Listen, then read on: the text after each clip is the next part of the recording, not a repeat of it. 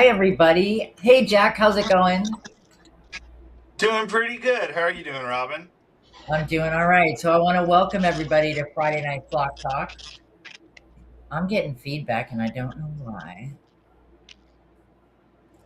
Is So, it? Does that it's your make a fancy, difference? it does. It's your fancy little microphone. Maybe not. So, welcome everybody to Friday Night Flock Talk. It's been a while, Jack. How are things going well in your part of the world? Okay, I can't hear you now. That was my fault. That was my fault. You Go right know, ahead. you wouldn't believe that we used to do this on a regular basis, would you?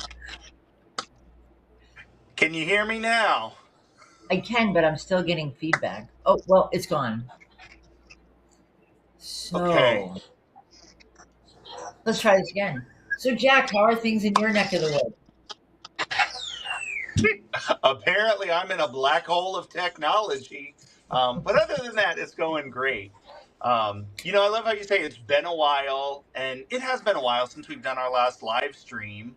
But you and I have actually worked together on multiple things, most recently, including a conference where we did a workshop. So, So that's true. There is, and we did quite a bit at that conference. But so while we were there and on the way home, and we, oh, I don't know why I'm hearing this. You're not the only one. I will mute Jack when he's not talking. Okay, um, just do it for the whole thing, Nick. So we talked about continuing education, and we decided that's what we wanted to talk about tonight. And there's just so much to that, and I think both of us are, and Jack's gone. Both of us are pretty loyal to the fact, or we it's part of the core of what we do, doing that continuing education so people can continue to learn. So Jack disappeared, but well, maybe he'll come back. I don't He know. he gave us the 1 minute sign, so he's trying to fix something. Okay, thank you, Nick. But thank you, Michelle. Michelle says we're not alone, so that's good. Oh, you're back. I thought you just disappeared for good. It was kind of a cool magic trick, though. You were there and then you weren't. Oh, I'm still getting feedback. Unfortunately, that didn't fix it. It did not. This didn't fix it either. It seems. Can- Oh, there we go. It's a little bit better. Yeah, that's better. All right, let's try this. So, Jack, in your brief absence, I was saying that continuing education is really at the core of what both of us do. Um, and, but in your opinion, why is it important to do any kind of continuing education when you're working with animals? You know, I think one of the most important things is looking at the way things have grown and developed since both of us started doing anything like this. I think back to when I was a, you know, brand new, bright-eyed baby zookeeper, and parrots were not required to get enrichment. Most animals were not required to get enrichment. Primates, marine mammals, elephants. Those were the only ones that you had to offer enrichment to.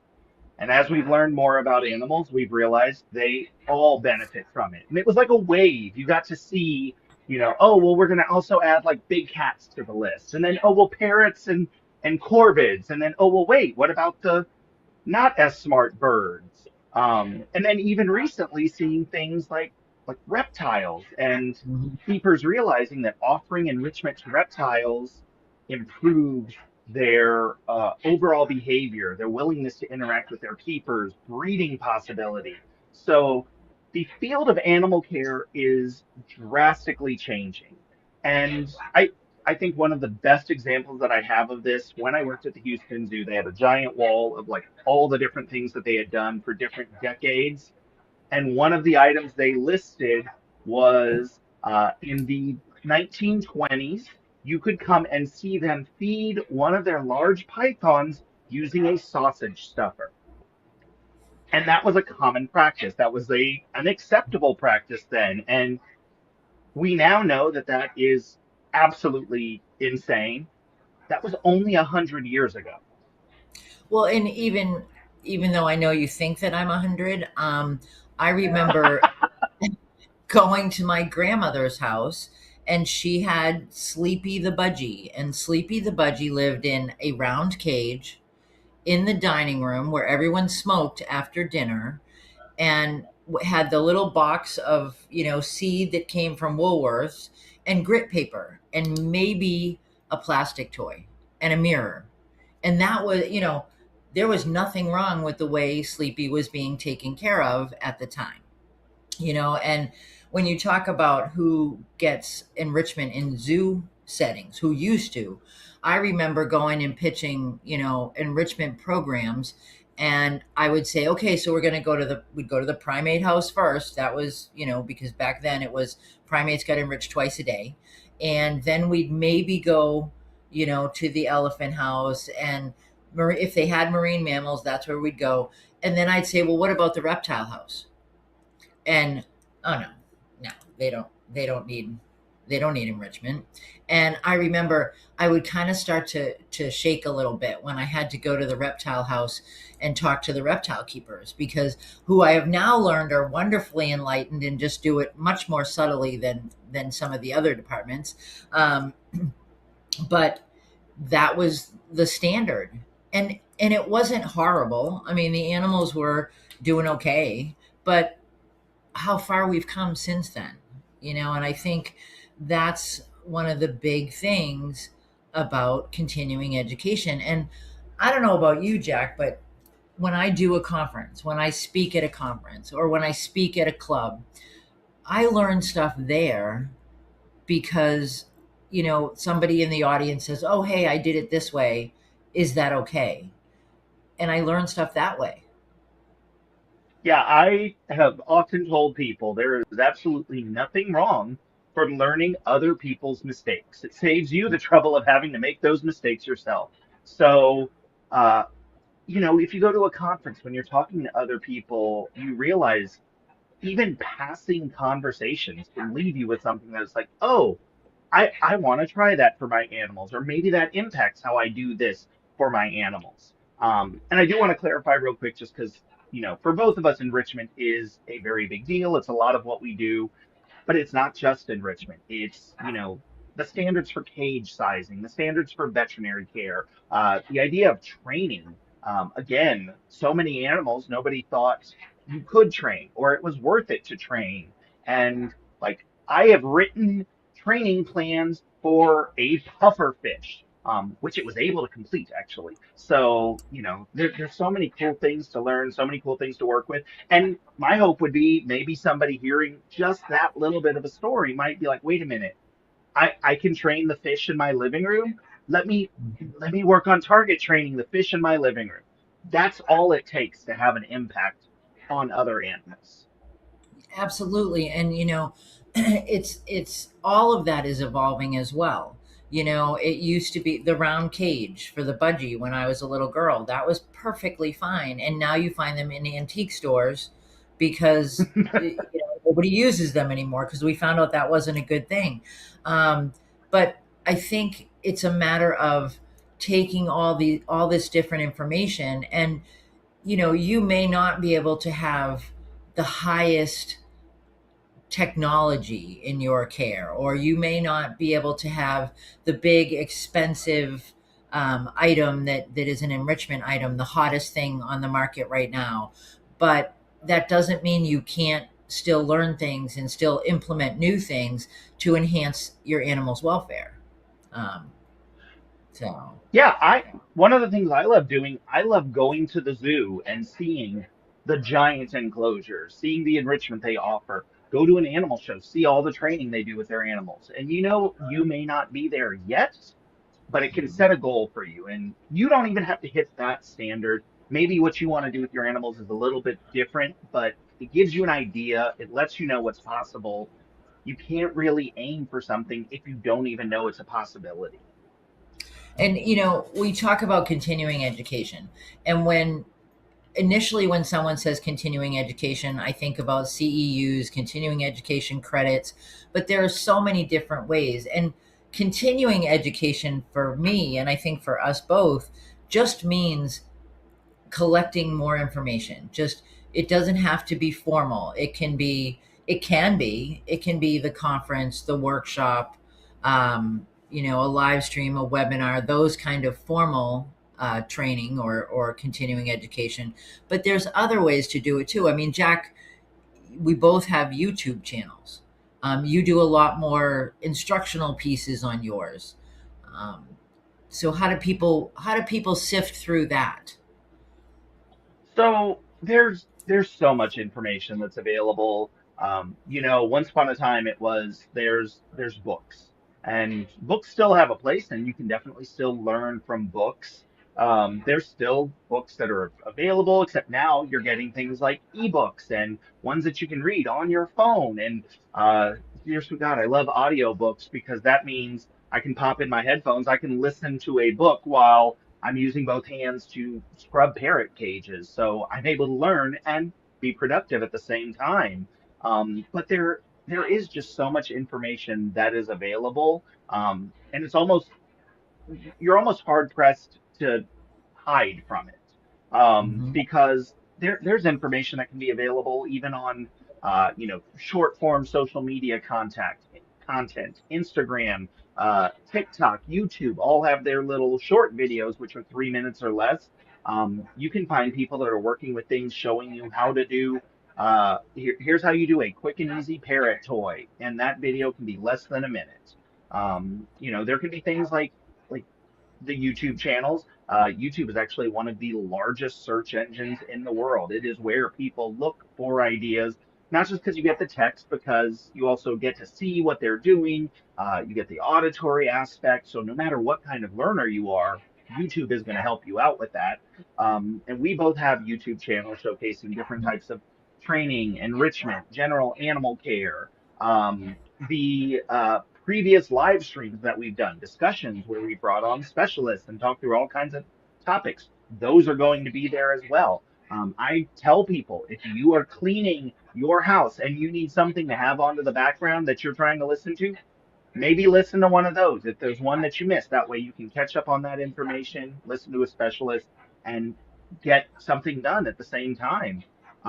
But one of the things for me that is a big deal, and then I'd ask you what your red flags are. One of the things for me when I'm looking at continuing education, trying to sift through, is this usable? Is it not usable? I ask myself a couple of questions. I ask myself, is this going to be beneficial and helpful and safe for me and my animal? I'm going to ask myself, is this something that I am practically going to be able to implement? Sometimes that's not the case. If you're watching a video where someone's saying, "Oh, I'm going to pressure wash the living room," like, no, that's not going to work in my house. And honestly, one of the biggest things I have seen, if you ever see anything where they're like, "This is the only way to do this," to me, that's a glaring red flag, because there's not any one right way to do things. Now, there are multiple wrong ways to do things, but there are multiple ways that you can have a successful goal, implement a plan that is safe and effective for you, for your animal. You get the benefits out of it. So you should always use your discretion when you're looking and filtering through that information. I mean, Robin, what do you think? No, I absolutely agree with you. And so the Rockstar tour that we did, there are different ways to do rescue and sanctuary. And then we met with breeders and, conservation breeders, and nobody did it the same way. There is not, there isn't a blueprint. There are basic guidelines, but that's one Mhm. of my things is, and we had talked about networking as well, meeting with people, talking with people at conferences about that you might not have access to for just a conversation, and you meet them in the hallway or outside at the coffee break, whatever. And I think it's taking those many different ways and assimilating them into your style. I remember back, when I was first speaking, and we'd have a slate of speakers at a conference, and then people would come to me and say, well, I can't do what, so and so does. That's just, I can't, either I can't afford it, or I don't have the time to do exactly what they're doing. And people would start beating themselves up because they weren't doing it exactly like, so and so. And they said, I saw them at this conference and they said that's how I had to do it. And the reality is, somebody who's got a great big facility is probably going to do things differently than someone who has one or two birds at home. And it doesn't make it them any less of an aviculturist because they have one or two birds at home, but you do it differently. I had a woman at one point, I said that I could read macaws better than cockatoos, because cockatoos. And Hey, I said that, and she took that to mean that I wouldn't handle cockatoos, and she decided she was never going to handle her cockatoo again. And I was like, "Oh, no, that's not what I meant. That's not, well, Robin said." And I think too, if you're going to, go to live talks, you're going to go to online things. If you're going to say, so and so said, Jack said, Robin said, whoever, make sure that you're not taking things out of context, because that can really cause an issue. If you're saying, oh, well, this is what I heard, we talk about confirmation bias, right? That people hear what they want to hear. And so if I'm really frustrated with an animal that I'm working with, I'm going to hear that, oh, it's just easier not to do that then. So you got to be careful with that. That for me is the red flag, is trying to follow an expert's suggestions verbatim when it may not work in your setting. right. And that applies to so many different aspects. And I think we both see it so much. That's actually influenced some of the social media content that I've recently done. The most recent video that I put up was a video where it's like, we need to have a serious discussion about people who are feeding frozen produce to their parrots, frozen fruits and vegetables. And this is just unacceptable. Seriously, you guys should probably be thawing that out first. And then I wanted it to continue because I knew the way it would be accepted.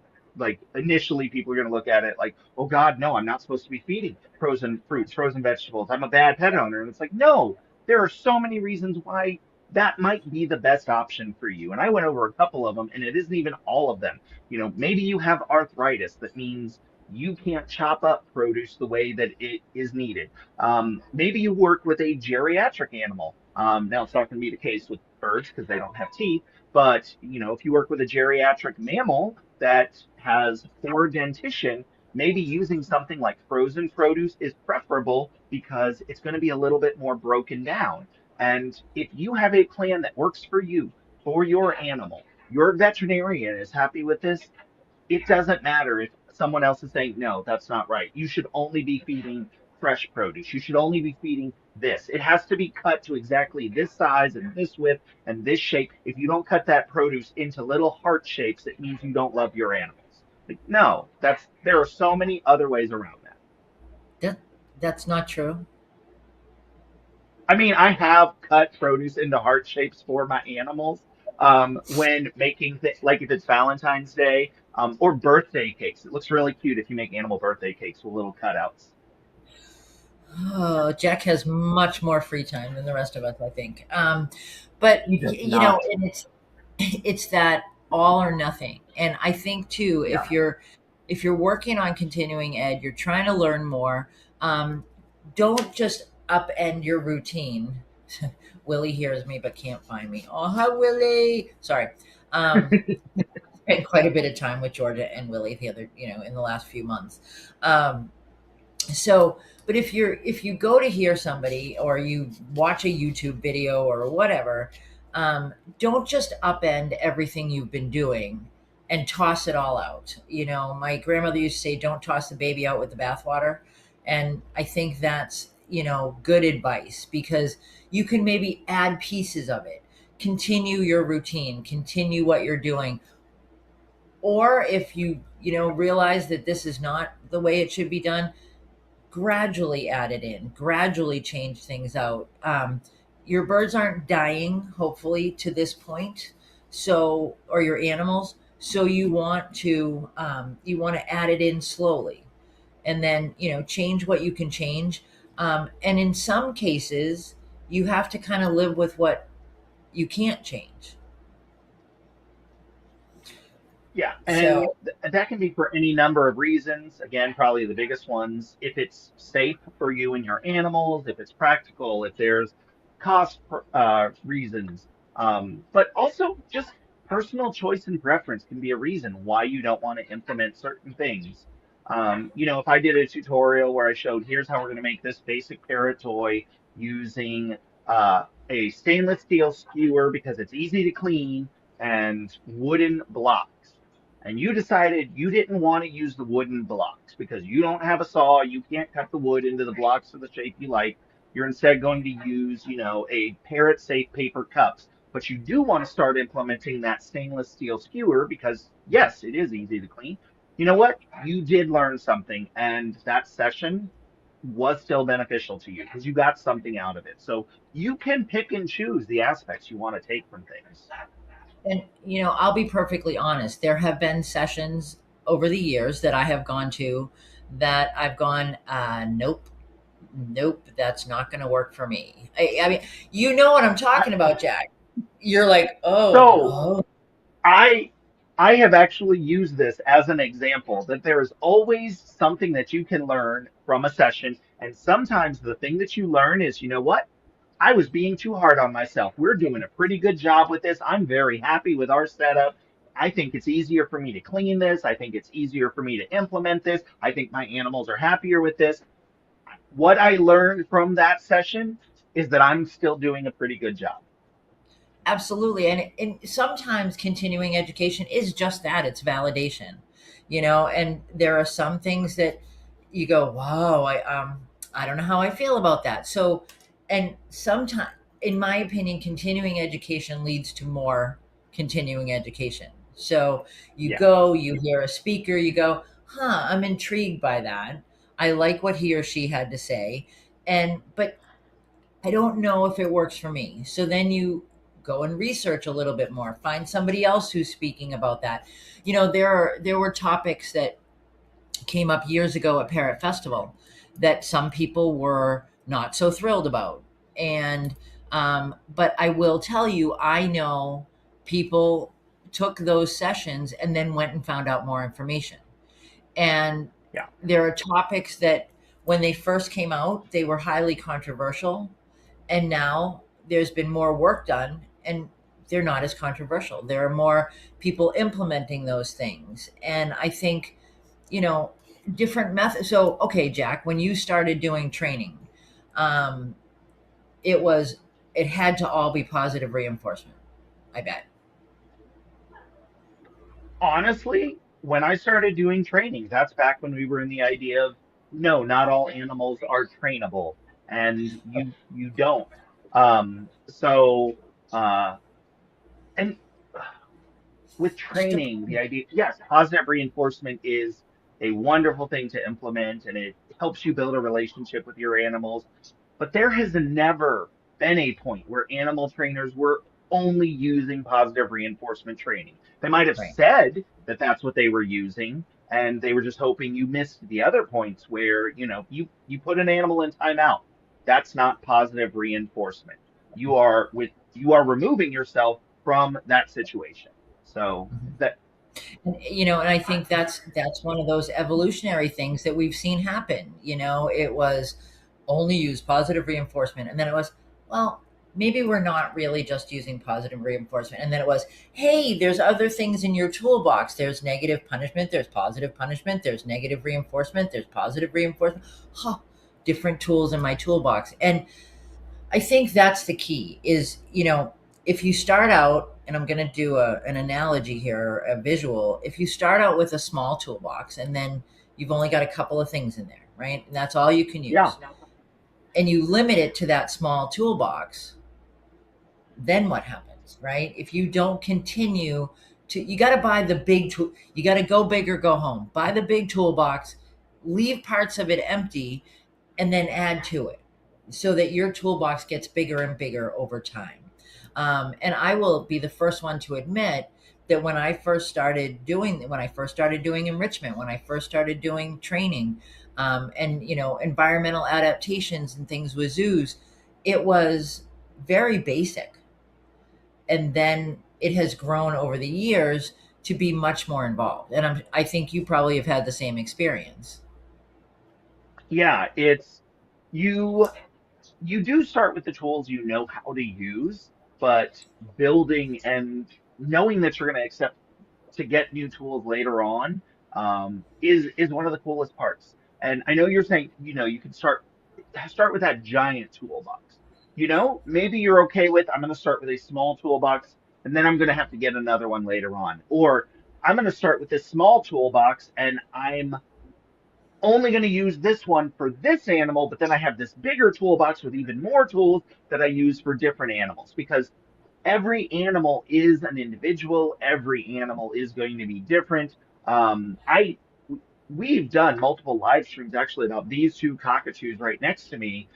Mika and Grayson, both are umbrella cockatoos. Both have very different outlooks on life. Um, Mika loves personal attention. Tactile reinforcement is probably his preferred reinforcer, whereas Grayson prefers food rewards. If you give Mika a timeout, he is going to be very upset because he wants to interact with you. And so he's going to be more inclined to listen after a timeout. If you give Grayson a timeout, there is a chance you have mortally offended him by taking away his stimulation, and he is going to react very differently. So maybe we need different tools in the toolbox, and not all of the tools work for all of the animals, or not all of the tools are the ones we use for all of the animals. Um, you And know, I I think that has evolved as well. I mean, it used to be, the hammer worked. This method works for everybody, and it was one size yeah. fits all. And now, oh, not so much. And we've decided that, we're going to do a little bit more research into the animal's natural history. And then we're going to try, different approaches with different species. And you can't, I mean, because I've had people say, and then not only different species, but again, different individuals, Mika and Grayson. It's not, but they're both umbrella cockatoos, Jack. Why aren't you treating them the same? Uh, Nick, And you should I probably I put. do have to admit, I have not tried a hammer on them, but there are some days where Grayson might make me consider it. So I wonder how Nick had to wait this Not long really, into not the really. start simple. It's not rocket surgery. So Nick, did you have that all ready to go, and you just had to wait till we got to this point? No, Um, I just did it. So he's that good. For those of you that haven't seen Jack before, rocket surgery has always been a joke for us. So, yeah, Adrian almost missed it, but she tuned in just in time. Awesome. For So the rocket surgery. for the rocket surgery, there are very few people who can perform rocket surgery. I'm just saying. Um, so we've talked about, why continuing education is important and some forms of it, but what are your thoughts about conferences where you're sharing information with a group of people? So, considering I am the coordinator for one of them, I feel like I have to say that I do recognize them as being a great source of information. Um, and I have to do a blatant disclaimer and a blatant advertisement, or I will get yelled at. For anyone who is Georgia is interested on. about, yeah, I know. For anyone who is interested about learning more about their parrots, our next Parrot Festival 2026, is going to be happening January 29th through the 31st in Houston, Texas. Oh, 2027. 2027. Well, you have 2026 right there. He was testing That's you what to see if confused you were me. paying Oh, attention. somebody's got to call Holly. Uh oh. Okay. Um, Parrot Festival 2027 will be happening January 29th through the 31st, 2027 in Houston, Texas. If you'd like more information, you can visit www.parrotfestival.org. It is a 3-day educational conference focused on all different aspects of parrot care. I I definitely think that conferences and getting to meet people and see them in person is excellent for so many different reasons. One, quite simply, we are primates. We are a social species. We learn from each other. So, getting to go somewhere you can see people, you can talk to them, you can be a part of that social dynamic helps you out. But also, when you go to a session, you can watch a session. Hey, Parrot Festival is 3 days long. You see a session the first day, maybe you have some questions. You're like, I want to go ask that speaker a follow-up question because I've been thinking about this.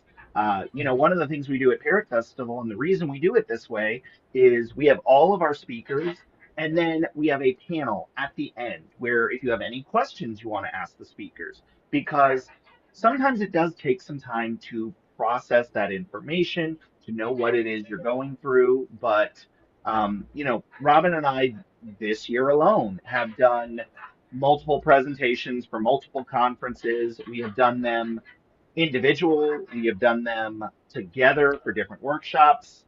I don't know if you guys can hear the birds in the background. They're starting to get very, very excited because I'm getting very excited and cockatoos mirror energy. But Well, yeah, I think conferences are great.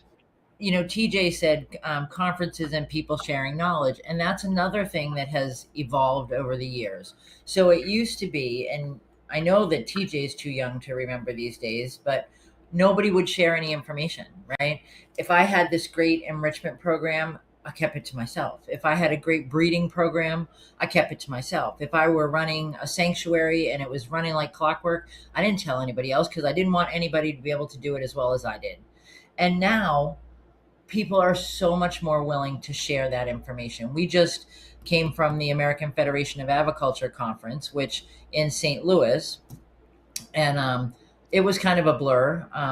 I did a lot of running and a lot of presenting, and Jack was there, and Jack did presenting, and we did several, different things, and but the different kinds of information you can get. It wasn't always just about enrichment, just about training. It was about breeding. It was about Remington Hutton was there. Remington talked about taxidermy. I mean, but it's all things aviculture, and we had a session about building bridges. How do you communicate when someone has a different perspective than you? And I think the fact that we could do those sessions and people could ask questions and be in person and then talk to the person afterwards, maybe go have a drink with them in the bar. If you see them having, well, don't interrupt them if they're having dinner, but stop by and say, hey, unless you want, unless you're going to buy them dinner, and then by all means you should stop speakers while they're having dinner, right, Jack? So Jack and I will be having dinner at 6:30 on the no but I'm just saying, No, I'm just trying. throw that out there. If you see us at a conference and you can buy my attention for a meal, you can get my undivided attention for the time it takes me to eat a meal. Now, at Parrot Festival, I'm going to be honest, trying to run Parrot Festival and keep everything going. I have kind of learned from my snakes, and I can almost detach my jaw and just inhale an entire Taco Bell Lux box and then keep going. So it may only buy you a few minutes there, but you have my undivided attention for food. Food is a I will wonderful primary reinforcer for me. I will be happy to take up the slack for Jack at Parrot Festival. So we're good. So everyone Adrian, buy Robin dinner. um, so we here Adrian says the conference after the conference is often just as informative and as interesting. Yeah. So TJ says you get so much more tea when you talk to presenters at the bar. It's true. Things that they might not have put in a formal presentation, you might get that information, later on. So there is that. Um, but, I think workshops, so that hands-on workshops, a lot of different Paul says he's learned more from at dinner from people at the table than conferences. Yeah, but Paul, what have those things been? I'm just saying. Um, Paul's been doing this Uh, as long as I have. So yes, so I'm dying laughing right now because as you mentioned workshops and hands-on workshops, I just remembered a moment from the workshop we did at the AFA conference that I am not entirely sure how I even got away with. But we were trying to see, you know it too. I do. I don't know. She's usually on. She'll watch it later if she has it. Joanna Roth was sitting in our session, and one of the things we were explaining was how the difference between positive reinforcement and positive punishment can be as simple as implementation. And we had little pieces of candy. And I was like, look, positive reinforcement. And I handed Joanna a piece of candy. And we had all of this buildup beforehand. And I figured she's going to know what's happening. And she did not. So I said positive punishment. And I lobbed a piece of candy and hit her in the forehead. And she was so shocked. And those are the things that you never know what's going to happen at conferences. And Danny brings up a really good point too, that conferences create interdisciplinary opportunities that can open up amazing avenues for exploration far beyond the individual field. And I think so well put. And if nothing at all, you learn how to sound fancy like Danny if you go to conferences, because Danny speaks at conferences. Nancy's going to buy you dinner if you go to Key West. Oh, Nancy, I'm kind of crushed. I've been to Nancy's place, but she's buying you dinner. I don't know. well, and Um, okay, so since Danny just made that comment, I do want to bring it up. And then Nick is actually the perfect one to ask this question to. So I know Danny did a presentation at the AFA conference this year. Nick, if people did not attend the AFA conference, are they still able to purchase access to watch the video recordings for that? Yes, right now the website for that would be afabirds.tv. okay. Okay. So if people go to afabirds.tv, they can see the sessions from this past year. Now, Danny, in his session, it was a modification of the thesis that he completed in seminary. And he did this very, very deep dive into anthropomorphism and understanding our interaction with animals and how animals view so many different concepts that are supposed to be strictly human. One of the biggest being, animals' understanding of death, which I think is so cool. One, it's a really cool theological aspect. From an animal care perspective, it's a really cool aspect. And Danny came up with that from talking to other speakers and presenters. So, speaking with other speakers and presenters at a conference kind of changed and shaped the trajectory of what he is doing. Mhm. And Dan. So maybe we'll have Danny on the live stream. I think that would be a great idea. Danny is always welcome on the live, but and now I put him on the spot, so he can't say no. But anyway, when a lot of times people go, "Oh, well, you're a speaker at the conference. You just go to speak." Absolutely not. I mean, I think for me anyway, if I can get to other people's talks and, hear what they have to say, and then collaborations come out of that, maybe, or on the Rockstar tour, I noticed Jeanette was on from Totally Flocked, which I love the name of her rescue, Totally Flocked in Alabama. And she and I talked about doing some work together to kind of, just move things along, move things in a different direction. And I really think it's that. Danny says I don't scare him, but I really do. So you should be afraid. But I think that collaboration, that the opportunity for that you might not have thought about. You go and you hear someone speak, you enhance your level of knowledge, or you pick up different tidbits of information, and then you go, hey, this would work with what I'm doing. Maybe we should collaborate. Maybe we should work together on this. And the only thing that, or one of the things that comes out of that is improved welfare. If you take one great idea, another great idea, you put them together and you kind of go on from there, what an amazing outcome from continuing education. Yeah, so and I actually have an example of this from this AFA conference. So I was able to watch Nancy Vesely. She does a lot of work. She runs Bird Club, but she also just does a lot of work with birds that honestly most people would not be willing to work with. These are birds with medical issues. They are, in from previous situations, they may have injuries, feather destructive behavior. They are on medications, and she did a presentation talking about all of the different ways that she works with these very special needs birds. And uh, I was talking to her about some of the aspects and some things that she might want to look at, some things that might make it easier based on some of the ways that I've done things for my animals.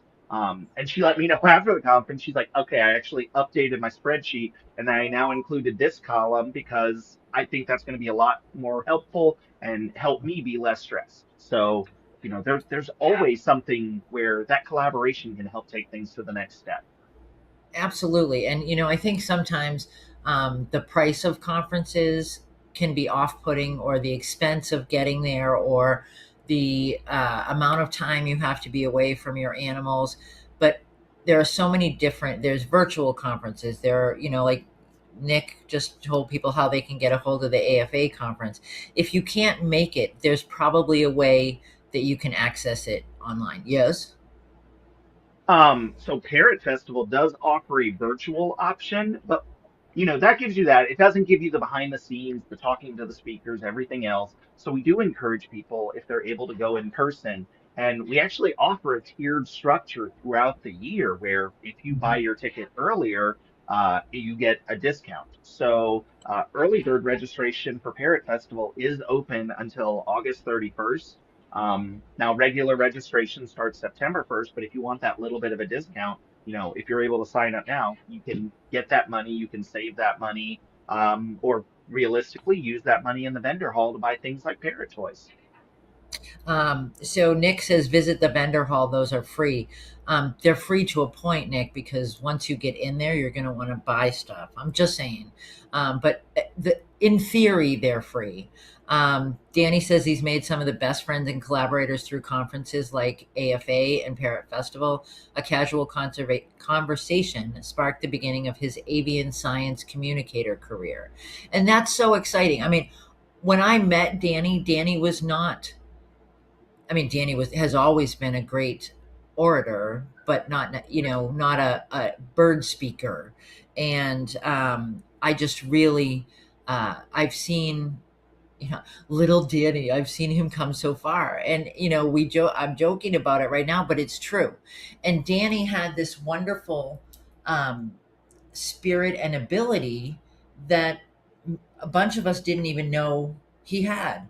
And by talking to people, by collaborating with people, Danny is now one of the speakers that are requested, the speakers that people go, oh, Danny's speaking, I don't want to miss that. And so that's continuing education in itself. Well, and then not only okay, first before I get into anything too sappy, Nick, we're not recording this, right? Like there will be no digital footprint of what I'm about to say. That will be for 30 days on Facebook and until you delete it on YouTube. You were supposed to lie to me. Yeah, I'll say No, it no, Jack. anyways. Um, See, there we go. There we go. That's what I needed to hear. That on. I met Danny at Parrot Festival, and at this point, I would not say that Danny is one of my best bird friends. Danny is just one of my best friends. Like he is a person I call to talk about my we will have conversations about the ways that we do things with our animals, but we'll also just have, hey, you want to go get Chinese food? And so it's not just that collaboration. Like you can make genuine friends at things like conferences. Absolutely. I remember going to my first Parrot Festival and meeting the ladies of Parrot Festival. When Jack wasn't even part of that. Danny wasn't part of that when I first started going. And I met, Georgia and Jamie and Cheryl and Jill. We're going way back. And I think I've watched that evolve, and just the friendships people make. So it's not only it's we call this continuing education, but it's really continuing bird life or just life. You know, you go and you meet people who become lifelong friends. Some of my very dearest friends I have met through this, through bird events. But if you're looking to do continuing education for yourself, what what kind of things do you think, Jack, people should be looking for? So, I mean, obviously, what they want to learn about. Right. But you should also try to take a step back and widen that lens because you can learn from so many other people. You can learn from so many other aspects. Robin and I do a lot of things where we talk about birds. We work with birds, we enrich birds, we train birds, we do there's a lot of birds. We work with other animals too, and there's a lot of other things that you can go to learn about animals. You can go to veterinary conferences. You can go to there are, you know, camel training and otter care, and one of the things I've had to tell people when I worked at facilities is like, you can probably find a conference for whatever it is you're wanting to learn about. If you're wanting to learn how to breed this animal, how to provide enrichment for this one, how to train this one, how to just generally keep and talk to people. You Mhm. can learn things from all of those places. So don't don't limit yourself. There's things like the Association of Zoo and Aquarium Keepers, which Mhm. allows non-zookeepers to learn. They have virtual events. They have events that you can go to in person. A lot of these, if you are a student, not only do they allow you to attend, you usually get a discount because they want students to have access to that information. I have attended the National Association for Interpretation conferences, which is all about learning how to talk about animals and natural resources. So it's all zoo and aquarium and museum people, and we learn from each other there. So there's not just one conference, which is the one you have to go to. There's so many different options available. Absolutely. And I think Douglas says, be open minded. And Adrian says there's always something new to learn. And I think that, it's sometimes, oh, well, that's not about birds. I'm not going to go. Well, you can sometimes take some of the information and apply it. I've told a story before about working with Busch Gardens in Williamsburg, and they had an ambassador collection with birds and small animals, small mammals, and then they had the wolf pack. And the two staff groups were together in my workshop. And I watched the wolf people make suggestions, and the ambassador people were like, huh, and vice versa. And it was just when you're working with one type of animal or another, you don't always think across those lines. And sometimes things, can cross over to different species. You know, so right now as we were going through that, and I'm just thinking, and I don't know how this became one of the big things, but I have seen so many people react so strongly to the enrichment donuts that I've shown people how to do. And, you know, it's a really simple concept. It is a paper bag, you invert it, you hide things in it, you can hang it on things, you can put it places. It is not $1 million idea. It is a 1.5 cent idea tops, and it has been a great idea for so many people. I have videos of birds that have never interacted with enrichment before who then interact with that because that apparently made a difference to them. Nancy Vesely, I know, made a bunch of them that could then go out to so many different people so they can see those things. I came up with that idea because that is an idea that we did with elephants. And we did Mhm. it with surplus feed bags. And, yeah, and that's a great idea for elephants. And I've shown how you can do that same idea for things like goats and camels, and you can modify that. But that idea that was originally designed for elephants got modified and tweaked and is now this idea for parrots that so many people find empowering. And I don't know. I'm having a moment where I'm like, that's really cool. It is really cool. And I can tell you that there are 27 rescues across the country that now have those. because Nancy made bags of them for every single rescue that we went to on the Rockstar tour. So, you know, different perspectives, different, how do I apply things to my situation? All of that just comes with, sharing, listening to different people's perspectives. You know, it's really and Douglas says open-minded, being open-minded. And I think that's one of the biggest things. So the, I'm going to say we were a little bit, I'm not sure what the term is. This was a little bit contrived because Jack and I went through. So we lived what the scenario we've been talking to you about when we were in St. Louis at AFA. We, each presented. We listened to other presenters. We worked on things. We talked in the hallway. We talked outside. We talked on the many, many hours that I was driving. Back from St. Louis. But Jack and I came up with a virtual conference. So it's called Higher Standards in Animal Care. We don't want you to fall, see what we did there, into the average trap. So this is going to be on October 10th. It is available. You can purchase entry through theleatherelves.equid.com. It is up on the site now. We are going to talk about how do you kind of level up? How do you go beyond that average? I'm sure that none of you are doing a poor job with your animals. So we don't want to give that impression. We don't, we're going to fix everything. Jack and I are going to tell you how to do it. That's not the case. What we want to do is talk about how do we take, animal welfare is so very important. And, there have been attacks on animal ownership. And the reasoning is they don't have any rights and their welfare is bad because they're in human care. So Jack and I wanted to create this conference so that we could help you guys level up. What do you Yeah, I what do you think want?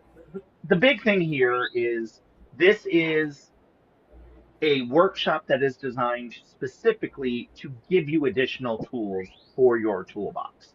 And you get to choose how you're able to implement them. So, because Robin and I were going over this and the experience that we've had doing consultations for individuals and facilities and oh, my lights are going off. Uh, we're it's at 7 o'clock. That's why they'll come. I'll get them back on in a second. Um, but understanding all of the uh, different things that are needed to help take the best possible care of animals. Um, I'm trying to turn my light on. I don't know what happened.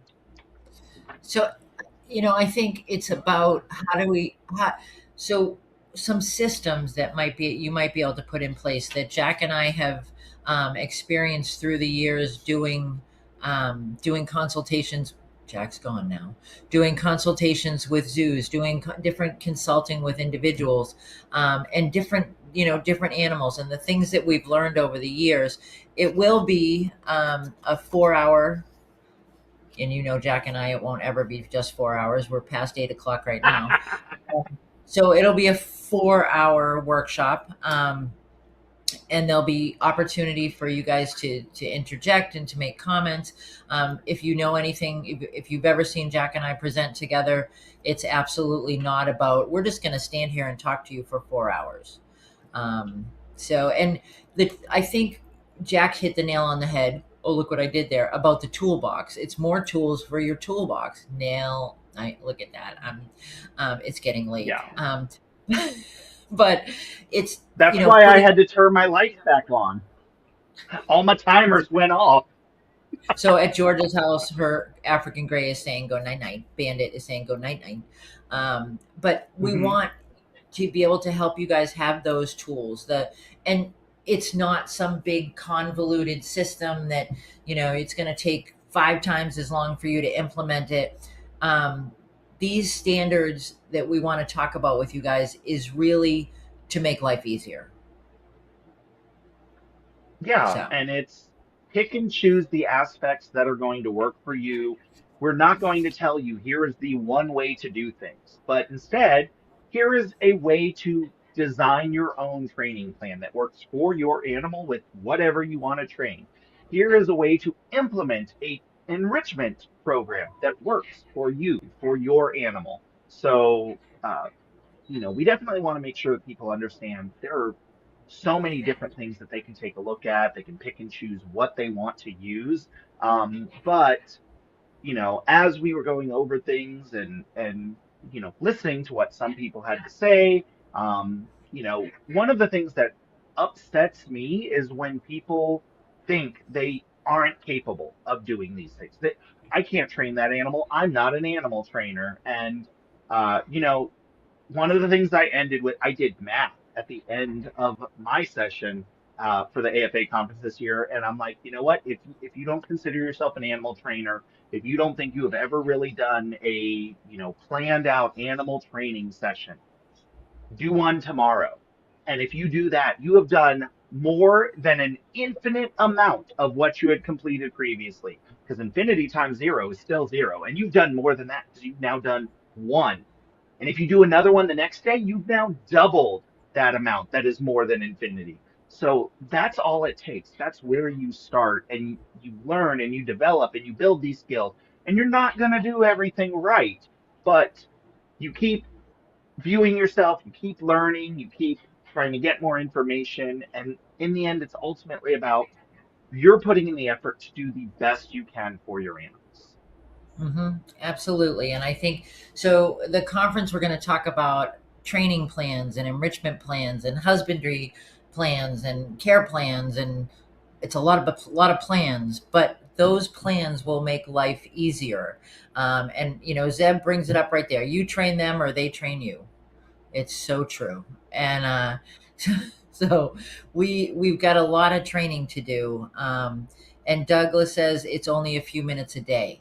So yeah, it's Mhm. getting those things, getting systems in place, getting things, um, you know, once you get that system in place, you can still modify the system. We've talked about continuing ed, so you can still modify that system, but at least you've got a starting place.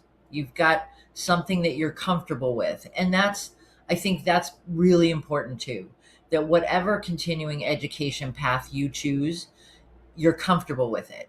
And you should never be afraid to ask questions. You should never think like, oh, this is stupid. Everyone must be doing this and I'm just not doing it right. Never feel that way. So I guess that, we're going to have to let you go. It's after 8. Like I said, Jack, we said it's a 4-hour workshop on the 10th. It's probably not going to be 4. It'll probably be more like 5. Um, but if you do sign up, when you go register on the leatherelves.equid.com, it's under the education section. And when you go to do that, you will get a link as we get closer to October 10th. So you won't get the link right then. You'll get it, because we have to consult with Nick, our techno wizard, before we can get that information to you. Um, Jack, anything else you want to say about continuing ed? One thing with this workshop in mind that I would encourage people to keep in mind. So, again, Robin and I talk a lot about birds. Birds are always a great example for us.